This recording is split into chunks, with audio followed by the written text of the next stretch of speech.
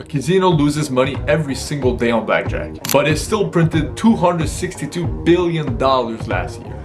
Bridgewater, the biggest hedge fund on earth, just lost 5.6% the last 35 days. The exact same retail trader that lost the same amount is already making a video about quitting the whole industry. 3 groups, 3 losses, but 3 completely different responses. Stick around, and by the end of this video, you'll understand the one thing that survivors believe that quitters never will. A casino, a $160 billion hedge fund, and the top 1% of retail traders. 3 worlds that have nothing in common, but one belief is identical. We're gonna walk through 3 numbers: 6.5%, 5.6%, and a little bit smaller than 1%. Each is a data point, but together they're a map out of the 99%. You walk into a casino at 10 p.m. There's somebody on your right that just won 5 grand on the house, but nobody panics. What they do? They keep dealing the cards because they're not trying to win this hand. They're running a process that wins over 1,000 of them. The casino's edge is 1.5% on every single hand. That's it, but they don't play one hand. They play 10,000, 100,000, forever, over 1 million hands.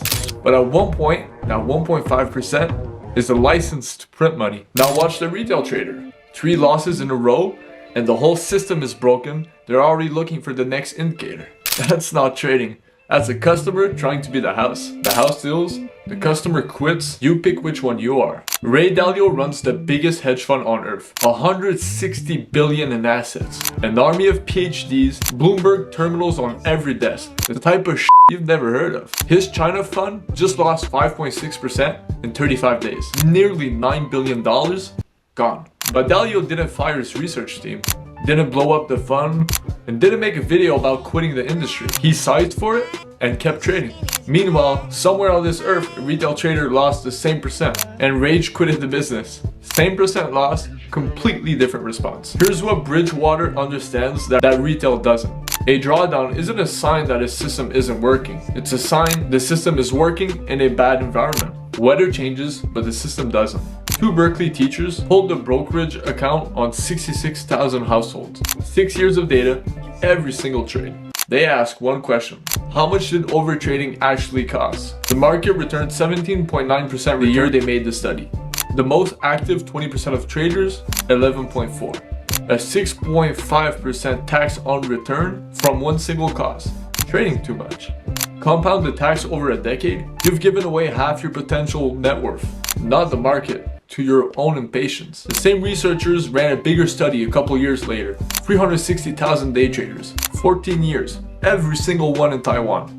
Less than 1% were actually profitable after net costs. Not because they had bad setup, it's just because they couldn't stop clicking. The edge isn't in the strategy, it's in the restraint. 3 worlds, 1 identical belief. Losses are a price to pay when you play the game, not a proof that the game is broken. The casino knows it's gonna lose this hand. It's built to. Bridgewater knows they're gonna lose this month. It's sized for it. The top 1% of traders know they're gonna lose this trade. And the next one, and the next one after that. The 99% panic after 2% drawdown. The 1% sides for 20.